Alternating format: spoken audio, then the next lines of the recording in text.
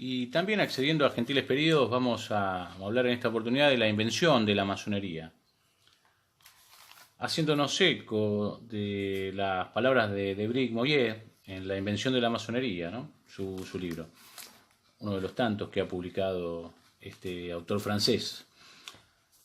La invención de la masonería. Inventada entre las islas británicas, Holanda y Francia, en la confluencia de los siglos XVII y XVIII, la masonería moderna no se relacionaba con las lejanas tradiciones medievales, sino por alegorías y símbolos. Los mejores especialistas franceses y británicos lo subrayaron. El siglo XVIII fue el siglo de la invención de la masonería. Sin relación real con las corporaciones medievales y menos aún con las órdenes militares y monásticas, las primeras logias masónicas se autoconstituyeron a partir de simples clubes que reunían a hombres libres y de buenas costumbres. Estas asociaciones civiles particulares surgieron dentro de un contexto particular, la transformación estructural de la vida pública. Después de largas guerras de religión entre una revolución científica y una revolución cultural, nacía la opinión pública. De Londres a Ámsterdam y París se expandía un nuevo mundo asociativo bajo las luces de la iluminación, la ilustración también. Las sociedades civiles se formaban y fluctuaban, dibujando los contornos en una esfera pública autónoma de los marcos religiosos, corporativos y políticos tradicionales. Estructuralmente, la vida pública se transformaba. La masonería fue un producto y un agente de esta transformación estructural. El nacimiento de la esfera masónica internacional. En este marco de cambio geopolítico que veníamos refiriendo y de revolución cultural, emergió la masonería moderna. ¿Cuál fue su especificidad? Inventada en Londres, se convirtió rápidamente en el mayor éxito asociativo de la época, la asociación laica más difundida de Inglaterra durante el siglo XVIII.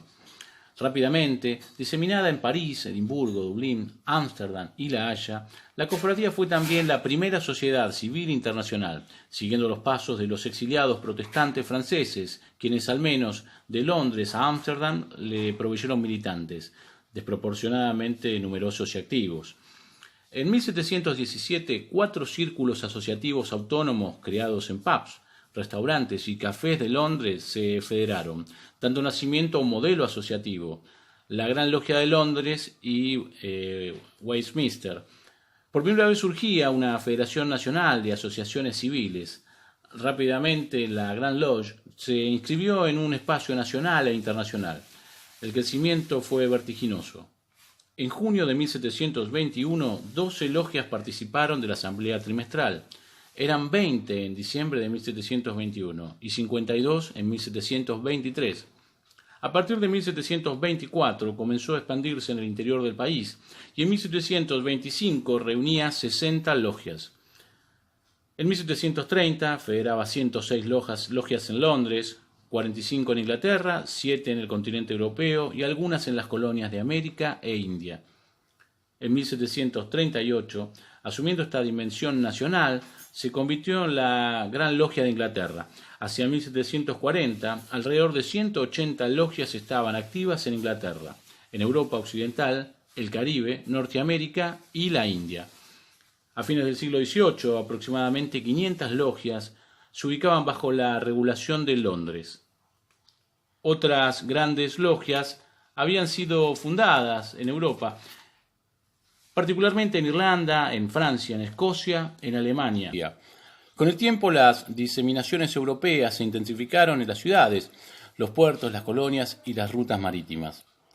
Durante esta fase pionera, por ejemplo, los franceses crearon logias en el Océano Índico, en la isla de Mauricio en 1778, y en el Caribe, en Guadalupe, en 1784, cuando los ingleses se establecieron en el Mediterráneo, en Gibraltar, en Cerdeña, en Malta, en Asia Central y Oriental, en Bengala en 1727, Turquía en 1738, en América del Norte, Canadá 1721, Filadelfia y Massachusetts 1731-1733, y en el Caribe, Martinica, Antigua y Jamaica 1738-1743. En el Océano Índico y en Oceanía, las primeras logias francesas o británicas prendieron sus luces en las costas, en cabos y en islas como Buena Esperanza en 1733 y en lugares tan distantes como Java.